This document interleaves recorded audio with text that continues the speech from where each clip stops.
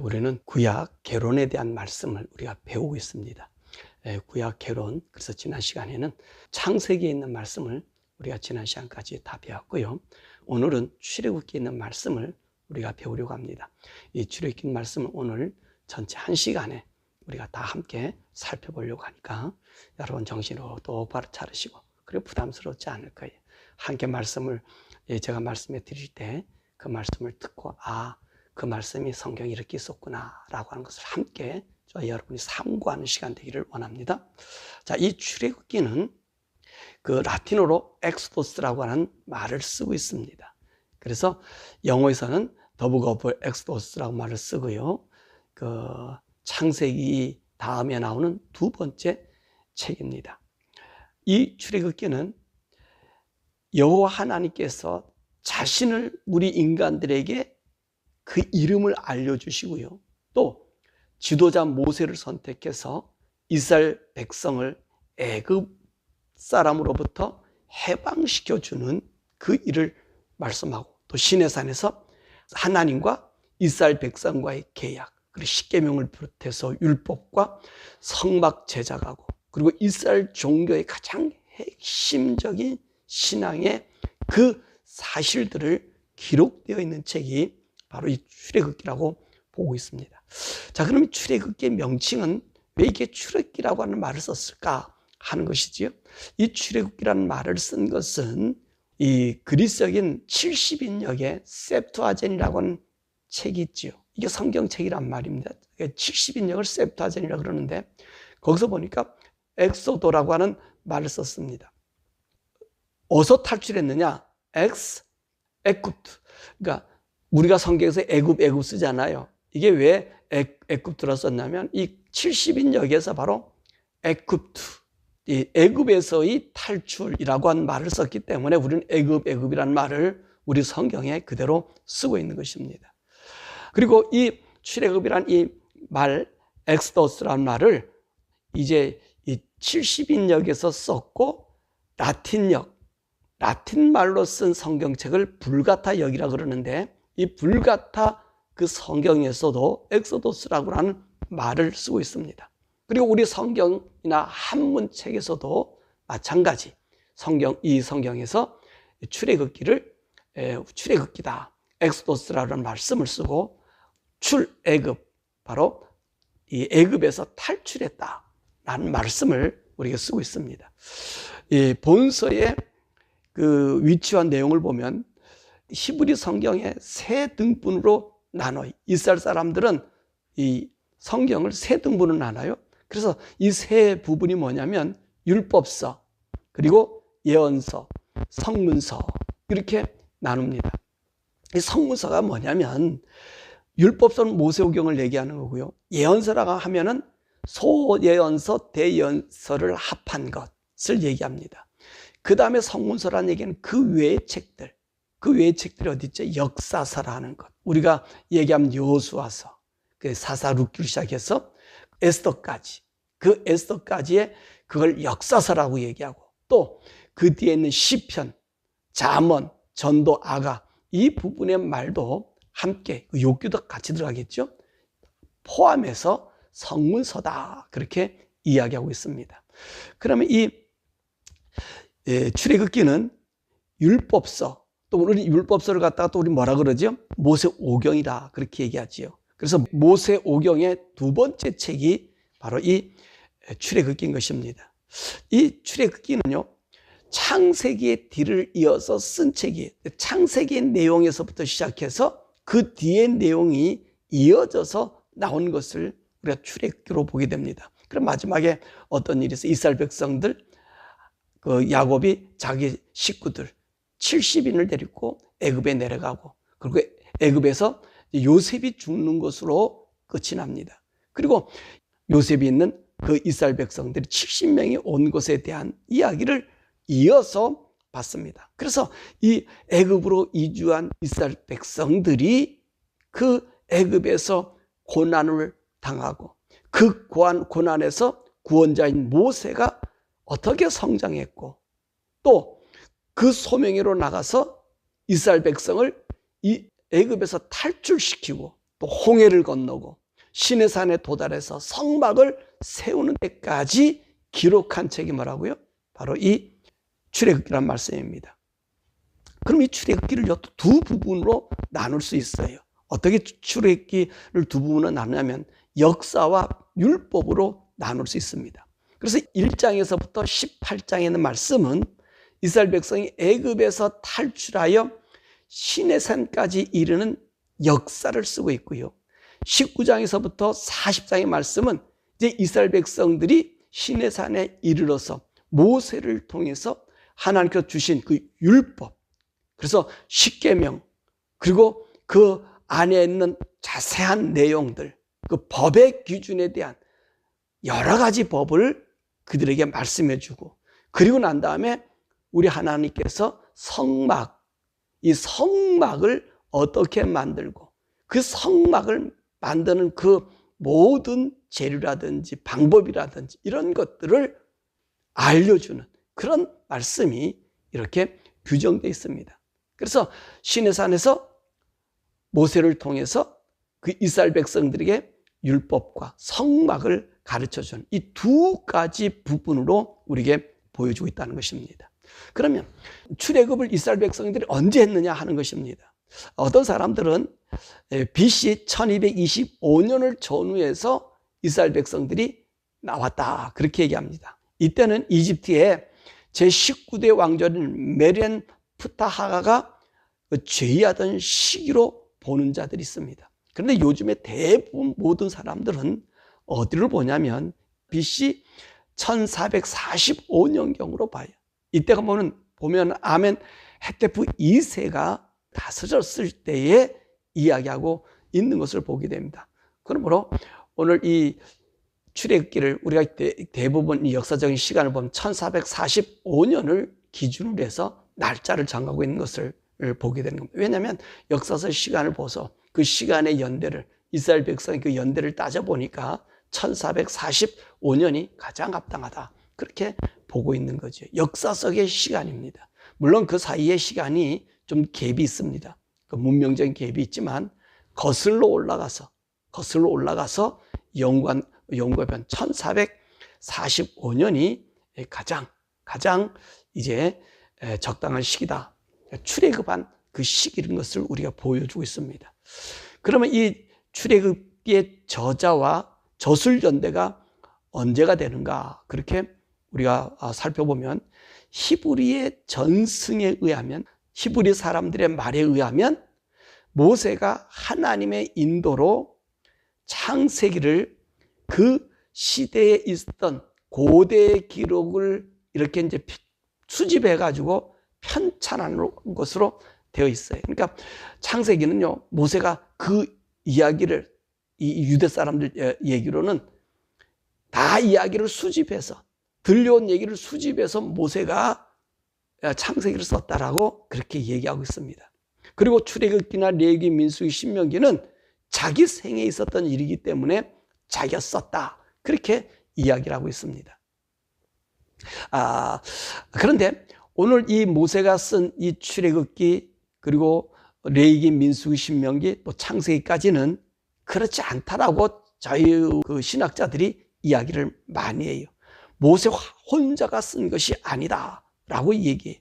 도대체 모세가 이 성경을 썼다고 창세기서부터 이 출애굽기, 레위기, 민수기, 신명기를 다 썼다 이 믿을 수가 없다는 얘기입니다. 왜냐하면 자기의 죽음에 관한 기사를 죽어서 어떻게 이 기사를 쓸 수 있느냐 그렇게 얘기하는 사람이 있고요. 또 이들을 얘기하기는 또 여러 명의 사람들이 썼다. 그 사건들이 있다는 거예요. 예를 들면 여호와의 이름을 여호와와 엘로힘으로 혼용했다는 얘기죠. 이 얘기를 중복했기 때문에 아니라고 얘기하고요. 또 창세기의 창조를 보면 1장의 창조와 2장의 사람을 만들었다. 형상을 만들었다. 어떻게 만들었느냐. 이렇게 중복됐고요. 홍수에도 홍수 기사를 갖다가 다시 한번 사람들이 인지시켜 줬잖아요. 그 인지시켜 준 그 부분에 대해서도 아니다. 이게 다른 사람이 조합해서 썼다. 모세가 쓴 것이 아니다. 그렇게 이야기하고 있는 사람들을 볼 수 있습니다.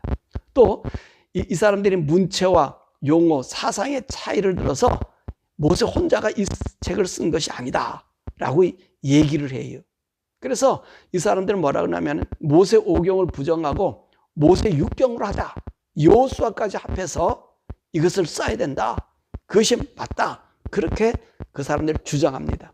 그런데 모세가 저작했다는 얘기는 많이 있단 말이에요. 구약에 저 모세가 관여된 얘기 많이 있죠. 그러면 왜 이런 말이 모세가 썼다라고 얘기냐. 모세가 죽었는데 느보산에서 비르가 산길 속에서 저기 요단 모든 동편을 보고 죽었어요. 죽었는데 그가 죽었는지 어떻게 된지 모른다. 여러분 이 기사를 놓고 뭐라 그러죠? 이건 모세가 쓴 것도 아니다. 이 사람들이 이걸 많이 따지거든요. 근데 그렇게 할 수 있지요. 모세가 자기가 죽은 내용의 이야기를 써놓고 그 후에 얘가 바라보고 죽으러 올라갔어요.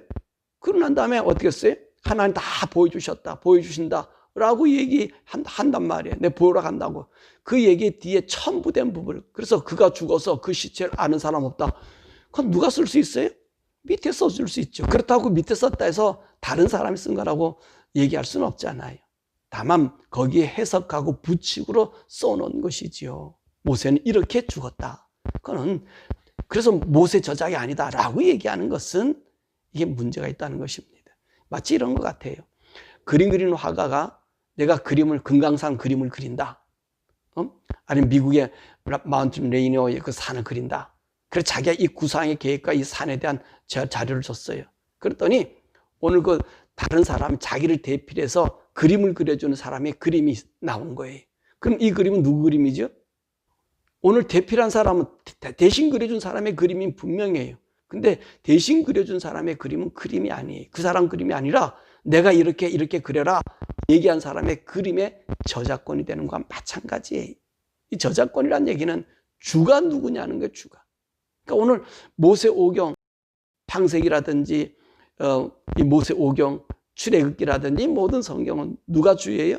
모세가 다 기록하고 나머지 한 부분 끝을 썼다 해서 모세의 저작이 아니다라고 하는 것은 좀 어리석은 인간들의 무지함이라고 볼 수 있어요. 첨가했다 해서 조금 더 첨가했다 해서 그것이 오류입니까? 아니잖아요. 그 내용을 전부 바꿔 썼다면 모르겠지만 내용이 아니라 끝부분에 그런 부분에 대한 이야기를 썼을 때 첨가를 조금 했을 때 그렇다고 성경이 아니다? 그럴 수는 없잖아요. 그 부분에 이해를 돕기 위해서 쓸 수 있는 주석도 조금씩 넣을 수 있을 수 있는 것이기 때문에 큰 문제가 되지 않는다. 그래서 이제 이 모세 5경은 모세가 쓴 성경이면 틀림없고 출애굽기도 모세가 쓴 것은 틀림없다고 보는 것입니다. 그러면 이 출애굽기의 가치가 뭐냐는 것입니다. 창세기는 하나님 온 우주를 창조하고 아브라함을 선택했다. 이거로 끝나버리잖아요. 그리고 종살이 갔다. 이거로 끝나잖아요. 근데 이 출애굽의 이 가치, 이 출애굽의 역사는요, 이스라엘 민족의 정치적으로도 종교적으로도 이스라엘 민족 역사상 최대의 사건이라는 것입니다. 이스라엘 백성들이 어떤 상태에 있습니까? 노예로 있는 상태예요. 노예. 그들은 노예입니다. 70명이 가가지고 애굽에서 애굽 사람들의 뒤치약하는 노예란 말입니다. 그런데 오늘 이 사람들이 이집트에서 나와요. 그래서 그들은 어떤 사람이 됩니까? 새로운 민족이 되고 새로운 국민이 되고 새로운 나라가 되고 그래서 하나님의 선민의 자격을 얻는 거예요. 하나님이 그들을 끄집어내면서 하는 말이 내 선민이라고 그러잖아요. 내가 너를 선택한 민족이라고 이야기한다는 말씀입니다. 그래서 오늘 이 출애굽은요, 이스라엘 나라와 이스라엘 종교의 기초가 바로 이 출애굽을 통해서 놓여지게 된 것입니다. 아브라함이 하나님 불러서 그 조상의 선조는 시조는 될지 몰라도 실질적인 이스라엘 나라와 이스라엘 종교의 기초는 바로 이 출애굽에서 시작된다는 것입니다.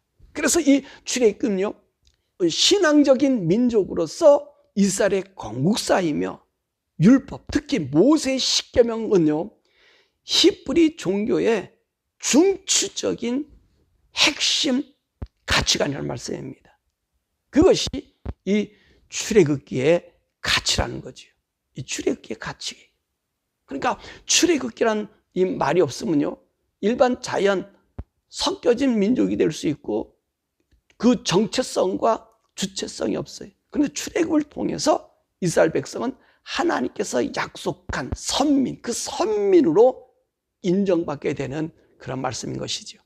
자, 그러면 오늘 이 출애굽기의 전체 내용을 한번 우리가 살펴보면서 중간중간 함께 이야기하면서 나가도록 하겠습니다. 이 출애굽기 내용을 구분하면 첫 번째로 애굽에 있어서의 압제와 탈출입니다. 1장 1절에서부터 15장 21절까지예요.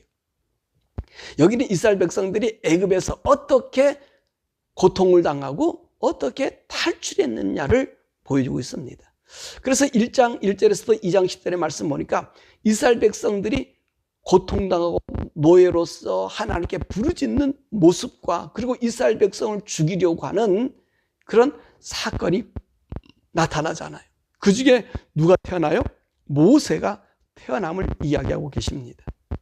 그리고 모세가 태어나서 이제 2장 11절에서부터 7장 7절의 말씀까지는 모세의 소명과 그리고 바로와의 협상에 대한 이야기가 우리에게 주어지고 있습니다. 자, 모세가 태어났잖아요. 어떻게 태어났습니까?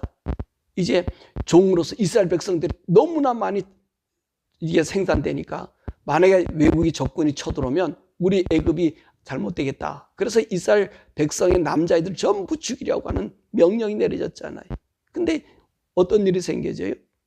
이 사람들이 죽이라고 명령해도 오늘 시브라와 부하가 이스라엘 백성들 남자아이를 살려두는 거예요. 그러니까 이제는 어떻게 합니까?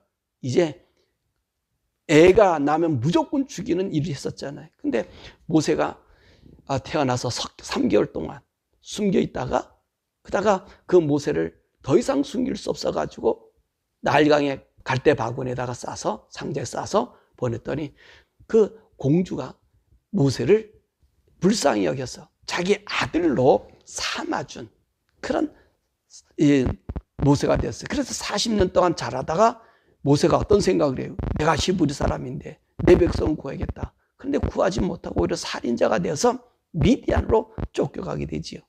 미디안으로 쫓겨가서 거기서 40년 동안 양치 생활하다가 그래서 하나님으로부터 부름을 당하잖아요. 호렙산에서 가시나무 덜기에서 하나님 모세에게 말하잖아요. 뭐라 말해요? 아브라함과 이삭의 야곱의 하나님이다 말씀하면서 내 백성이 부르짖는 소리 들으니까 너는 가가지고 내 백성을 구해와라. 그렇게 얘기하잖아요. 모세가 못한다 그러니까 하나님 뭐라 그래요?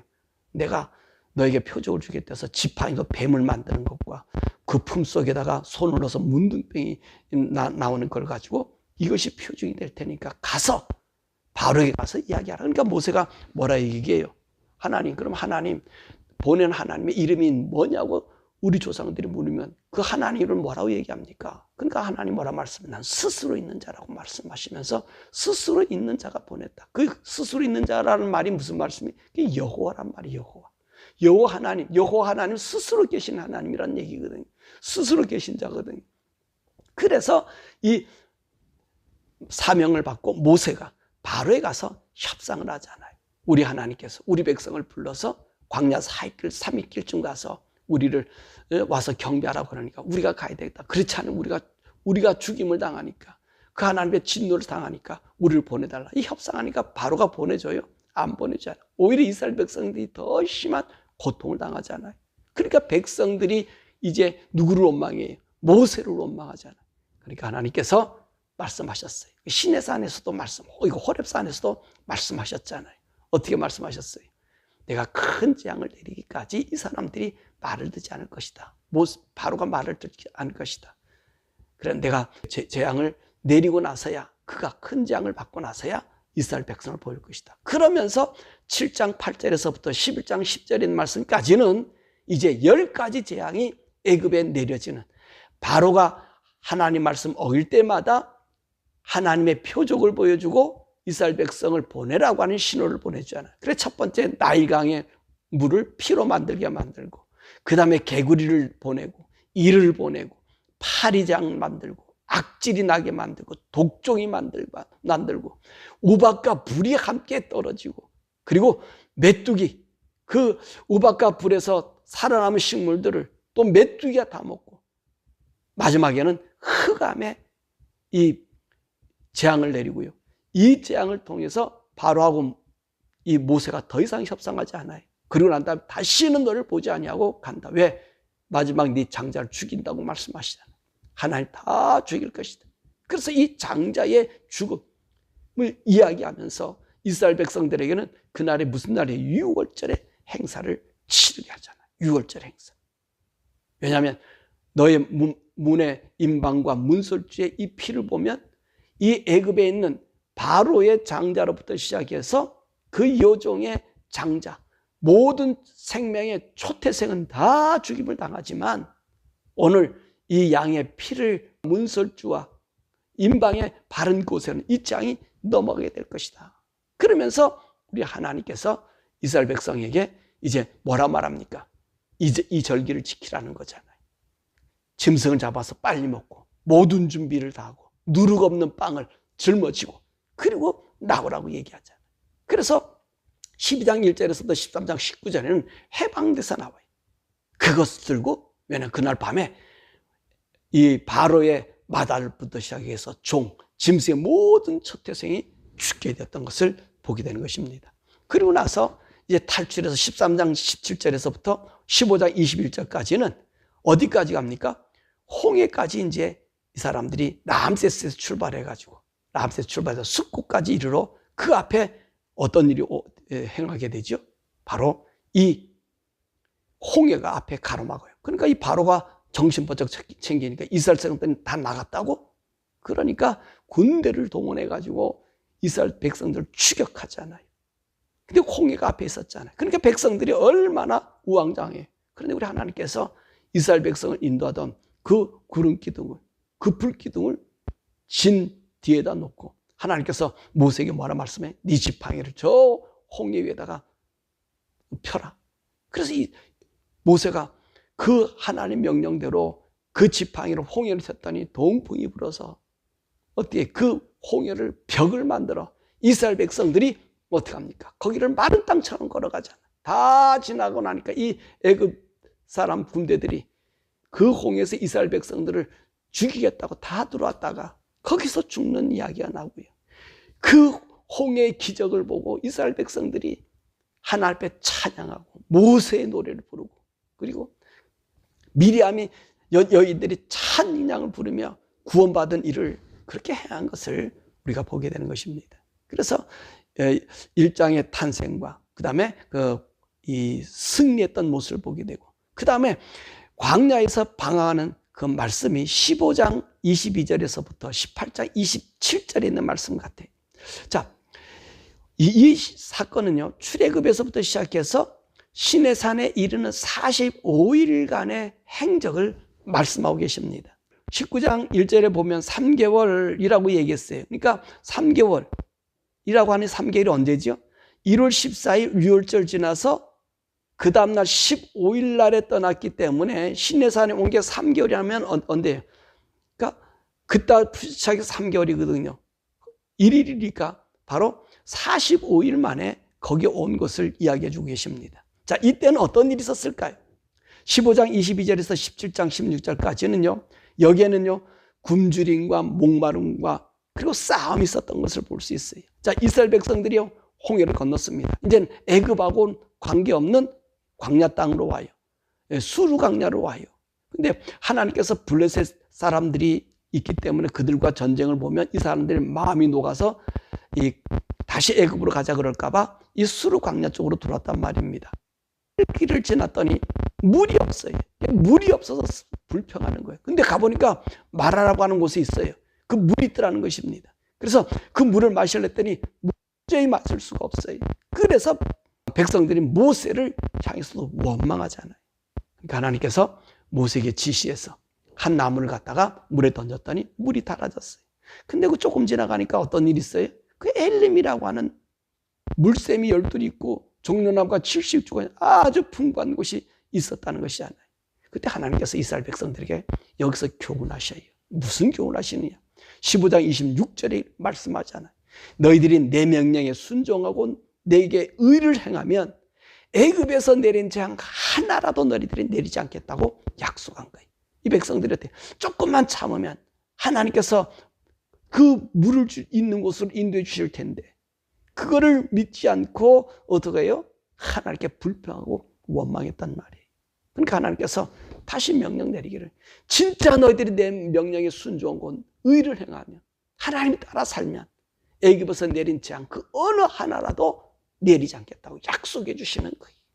자, 그렇게 약속을 받았던 그들이요, 16장 1절에 가니까 둘째 달 15일이면 얼마 지났어요? 광야 온 지 30일이 지난, 애굽에서 나온 지 30일이 지난 그때예요. 이때 이 사람들이요 원망해요. 우리가 애굽에서는 그 가마 옆에서 고기를 실컷 먹었다, 그렇게 얘기하고 우리가 배가 여기서 배고파 죽는다 그랬어요. 그러니까 하나님께서 뭐라 말씀하세요? 너희들에게 만나를 먹여줄 것이고, 너희가 이제까지 먹지 못했던, 알지 못했던 만나를 줄 것이고, 그리고 너희들의 고기를 너희에게 주게 할 것이다. 그래서 우리 하나님께서 이스라엘 백성들에게 메추라기를 잔뜩 주고요, 만나를 40년 동안 먹여준 사건을 보게 됩니다. 그러니까 하나님 말씀하시잖아요. 내 말에 순종하고 따르면 재앙 안 내렸다 그랬잖아요. 근데 인간이 곧 바뀌어지더라는 거예요. 자, 그뿐만 아니 조금 더 갔더니 르비딤에 와서는요 마실 물이 없다는 거예요. 그러면서 모세와 여호와 하나님을 시험해 막 얘기해요. 이 물이 없어 우리 다 목말라서 죽게 만드느냐라고 막 소리를 쳐요. 그때 하나님께서 이 호렙산 반석을 쳐서 물을 마시겠습니다. 그러면서 거기다 뭐라 그러냐, 마사 또는 무리바다, 저들이 여호와 하나님과 다투고 시험했다, 그렇게 해서 마사라고 불렀습니다. 근데 설상가상 여기에서 또 어떤 일이 생겨요?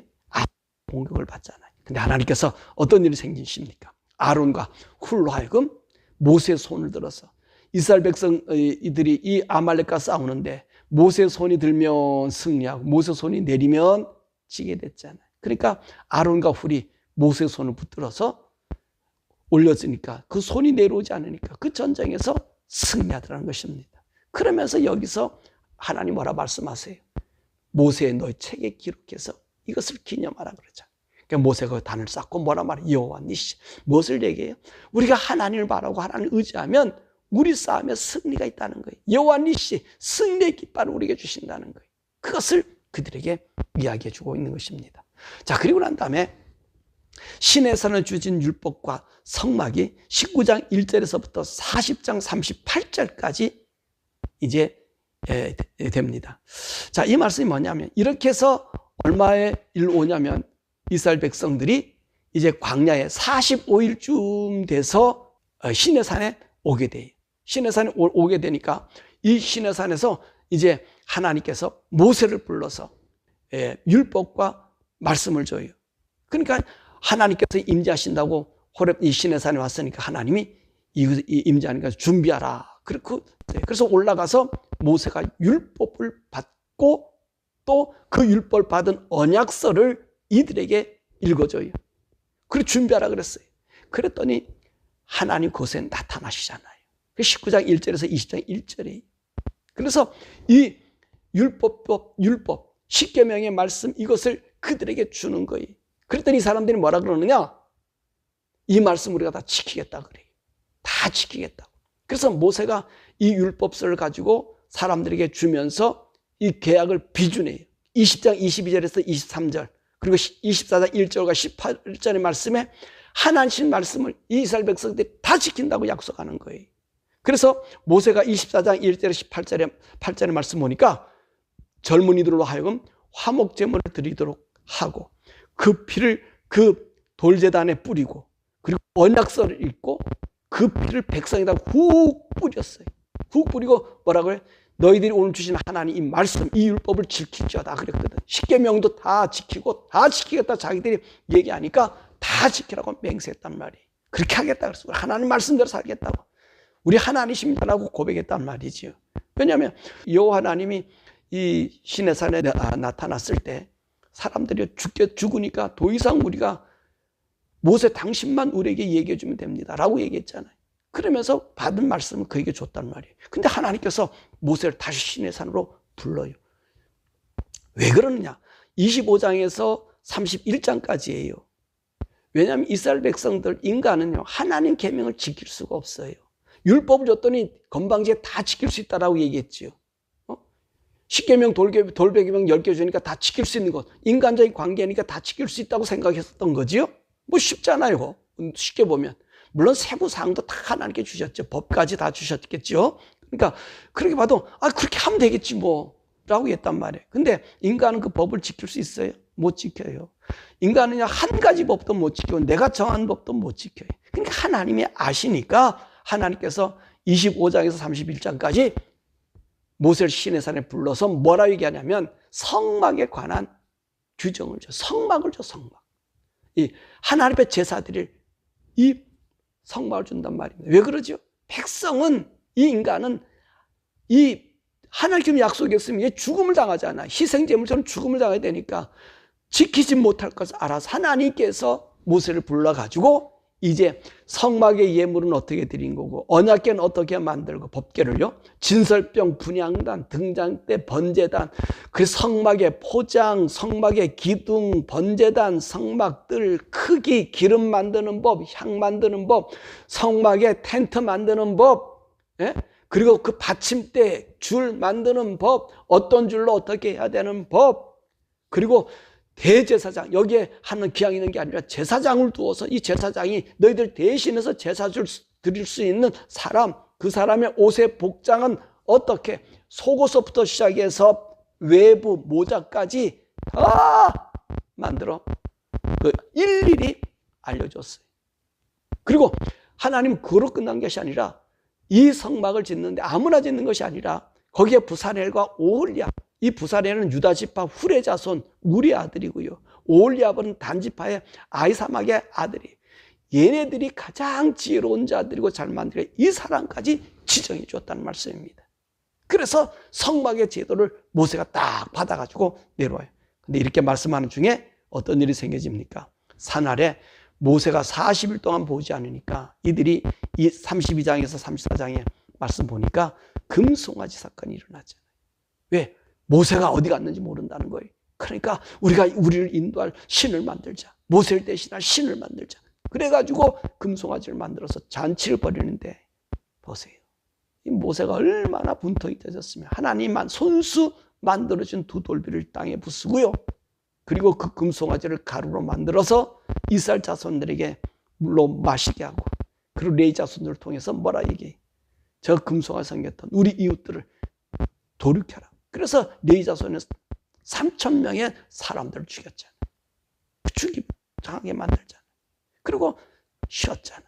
근데 우리 하나님께서 다시 모세를 부르잖아요. 두 돌비를 내가 전에 만들었던 그 돌비의 크기 모양으로 네가 만들어가지고 올라와라. 그래서 40일 동안 다시 올라가서 그 십계명, 하나님께서 써준 십계명을 다시 두 돌비에 받고, 그리고 모세가 뭐라 그래요? 하나님, 내가 하나님 보기를 원합니다. 그랬더니 요 하나님 뭐라 말씀하세요? 나의 얼굴을 보고 살짝었다. 네가 바위 사이에 있으면 내가 등으로 지나갈 때 내 등을 보라고 보여주고 있었던 것을 보게 됩니다. 그리고 나서 35장에서 40장의 말씀은 성막을 이제 제작하고 있는 것을 보게 됩니다. 성막을 그 하나하나 올 하나 어떻게 제작, 등대는 어떻게 만들고 이 기둥은 어떻게 만들고 하나님 다 보여주신 대로요. 그대로 다 보여준 대로 성막을 만들고, 맨 마지막에 40장에는 어떤 일이 생겨요? 성막이 다 완성됐습니다. 그래서 성막 다 완성되니까 이 성막을 다 지어서 완성시키니 그 하나님이 그곳에 임재하니까 그 성막에 하나님의 영광이 너무너무 충만해서 모세가 하나님과 만나본 모세조차도 들어갈 수 없다라고 말씀하고 계십니다. 그리고 이스라엘 사람들이 이제 이 성막과 함께 다시 이제 순례길을 떠나가고 있는 것을 우리가 보게 됩니다. 자, 그러면 오늘 이 출애굽기는요, 언제까지의 이 말씀이냐면, 사실 이 고센 땅에 이 람세스, 고센이죠. 람세스에서 출발해서 시내산에서 머물고 성막과 율법을 세우고 나서 시내산에서 떠나기 직전인 2년 2월 10일, 약 1년 5일까지 머문 사건이 바로 이 출애굽기의 사건이에요. 출애굽기의 사건입니다. 자, 그럼 오늘 우리 출애굽기를 좀 정리해 보면 이 말씀 속에서 우리가 무엇을 배울 수 있어요? 하나님은 약속을 잊지 않으시다라고 하는 것입니다. 하나님이요 아브라함에게 약속했잖아요. 아브라함에게 창세기 15장에서 약속한 그 약속을 그대로 이루시는 하나님이란 말씀입니다. 또 하나님은 우리 인간에게 명령하시는 그 명령이나 법은요 인간을 위한 최선의 것이라는 거예요. 모든 법이 다 인간을 위한 최선의 것을 주시는 하나님이고요. 하나님이 우리에게 보이신 것을 믿고 따르게 하신다는 것입니다. 그리고 하나님은 어떻게 하셔요? 항상 함께 하신다. 이스라엘 백성들이 떠나고 나서 이제 애굽에서 나왔잖아요. 람세스에서 나왔잖아요. 그런데 하나님께서 구름 기둥과 불 기둥으로 그들을 인도하셨잖아요. 그리고 애굽 군대가 오니까 앞으로 인도하던 그 구름 기둥과 불 기둥이 애굽이 이스라엘 사람들이 오지 못하게 막고 계시잖아요. 그 하나님 함께 하신다는. 그리고 하나님께서는요 이스라엘 백성들을 먹여주고 살려주신다는 거예요. 하나님이 함께하는 사람 살려주신다는 거예요. 또 우리 인생들은 어떤 때서 실패함을 보게 되죠? 하나님을 믿지 못하고 기다리지 못할 때 우리 인생들은 실패하더라는 거예요. 조금만 기다리면 어때요? 하나님이 우리를 알아서 채워주는데 그걸 못 기다리더라는 것입니다. 그러니까 이 마라에서 그런 일 오자마자 광야에서 그 홍해에서의 기쁨 찬양 하나님 영광 돌리다가 3일 동안 조금 불편하다고 물 목마르다고 원망하는데 조금 지나가니까 그 밑에 조금만 가니까 엘림이 있어서 풍성한 물이 있더라는 것. 그 얼마나 부끄러워요. 그러니까 저와 여러분들이요 하나님 섬길 때 그분을 의지하고 믿으면 기다리는 거예요. 기다리면 그분이 행해 주시는 거예요. 이 출애굽기는 보세요. 이스라엘 백성이 하나님 약속했어. 그 약속을 지키신 하나님이 반드시 그들을 찾아오신다는 거예요. 그 백성들을 잊어버리지 않는다는 거예요. 그분은 구름 기둥과 불 기둥으로 우리를 인도해 주신다는 거예요. 그러므로 사랑하는 여러분, 우리는 이 세상을 떠나서 하늘로 가는 하나님의 백성이에요. 천국 백성이에요. 우리는 이 세상을 떠난 사람이 아니 이 세상 살고 있지만 이 세상 사람이 아니 천국의 사람, 그것이 우리 성도들이. 성도는요 하나님만 의지하세요. 이스라엘 백성들은요 구름 기둥과 불 기둥이 그들이 있으면서도 주님을 거역해요. 그죠? 우리도 마찬가지. 우리 예수 믿는 우리들 성령님 우리 가운데 있으면서 우리 길을 걸어가잖아. 그러나 우리 주님 어떻게 하셔요? 우리를 버리지 아니하고 항상 머물러 계시는 거예요. 우리 속에 성령님 항상 머물러 계시. 바로 원하기는 저와 여러분이요 꼭 이 하나님 말씀을 의지해서 이 세상에 떠나서 하늘로 가는 사람, 하늘의 사람으로서 오늘 출애굽기를 보면서 나의 모습을 바라보며 하나님 말씀의 생명의 성령의 법이 나의 삶의 발걸음을 인도해 주시고 그 인도 속에 때로는 내 생각이 맞지 않고 내 뜻이 맞지 않다 할지라도 하나님께 순복함으로 하나님 나를 지키시고 인도하시고 먹이시고 기르시고 그리고 모든 질병에서 깨끗하게 하시고 자유케 해주시는 이 은총들이다가 우리 주님 만나는 복된 여러분, 정말 이 세상을 탈출해서 하늘의 영광의 아들의 삶을 사는 저와 여러분 되길 주님의 이름으로 축원합니다.